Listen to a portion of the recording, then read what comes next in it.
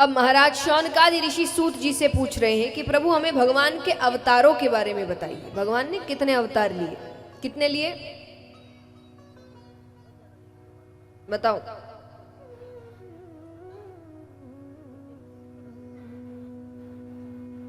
भगवान ने कुल 24 अवतार लिए। कितने? 24। आइए सुनते हैं।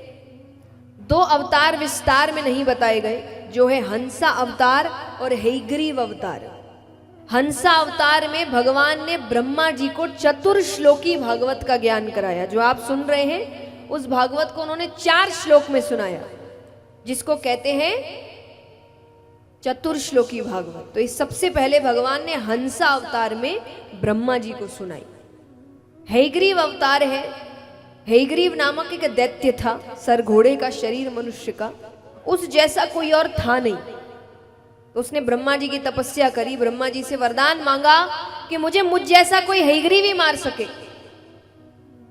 उन्होंने तथास्तु कह दिया। अब वो अन्याय करने लगा, पाप करने लगा, तब भगवान को उसका वध करने के लिए हयग्रीव अवतार लेना पड़ा। तो ये 2 विस्तार में नहीं बताए गए। अब बाकी 22 के बारे में सुनते हैं। तो भगवान का सबसे पहला अवतार है सनकादि ऋषियों के रूप में। सनक, सनंदन, सनत कुमार, सनातन, ब्रह्मा जी के जो 4 मानस पुत्र हुए, ये भगवान का अवतार है। देखिए इन सब में भगवान का अंश है। पूर्ण रूप से भगवान 2 ही बार उतरे हैं, श्री राम और श्री, बाकी सब में भगवान का अंश है। तो सबसे पहला अवतार हुआ सनकादि ऋषियों के रूप में। दूसरा अवतार भगवान लेते हैं वराह अवतार। तीसरा अवतार भगवान लेते हैं नारद जी के रूप में। नारद जी भी भगवान का ही अवतार है। तो तीसरा अवतार भगवान लेते हैं नारद जी के रूप में। चौथा अवतार भगवान लेते हैं नर नारायण के रूप में। 5वां अवतार भगवान लेते हैं कपिल भगवान के रूप में। 6ठा अवतार भगवान लेते हैं दत्तात्रेय भगवान के रूप में। ये थोड़ा सुंदर अवतार है, इसके बारे में जानते हैं। ये भगवान ने माता अनुसुया के यहां लिया। माता अनुसुया एक पतिव्रता नारी थी, उनके सतीत्व का डंका बज रहा था।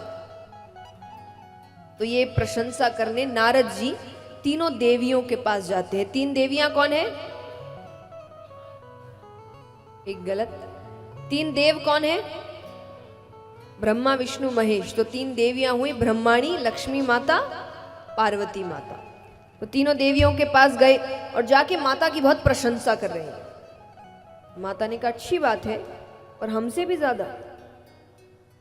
बोले अभी तो आपसे भी ज्यादा, भविष्य का नहीं पता। तो तीनों देव घर आते हैं। तीनों देवियों ने कहा जाइए और माता अनुसुया के सतीत्व को भंग कर आइए। तो तीनों देव साधु का वेश बनाते हैं और माता के घर जा रहे हैं। बाहर से आवाज लगाते हैं भिक्षाम देहि। माता फल लेकर आती है। भगवान ने कहा ये नहीं चाहिए। माता ने कहा फिर भोजन कर लीजिए। बोले करेंगे, पर आप हम जैसे कहेंगे आपको वैसे ही भोजन कराना पड़ेगा। माता ने कहा ठीक है, मैं वचन देती हूं, आप आइए। आसन दिया, बैठा दिया। माता ने कहा बताइए कैसे भोजन करना है। भगवान कहते हैं जिस अवस्था में आप अपनी माता के गर्भ से निकली थी, हमें उसी अवस्था में भोजन कराइए। माता ने कहा मैं एक पतिव्रता नारी हूं, आपको ये बात कहते हुए डर नहीं लगता? आपको मेरे श्राप से डर नहीं लगता? भगवान कहते आपने वचन दे दिया, अब पूरा करने के बाद श्राप देना कि क्षमा कर देना, यह आपकी दया पर निर्भर करता है। माता समझ गई ये साधारण साधु नहीं है, ये कोई तो मेरी परीक्षा लेने आए हैं।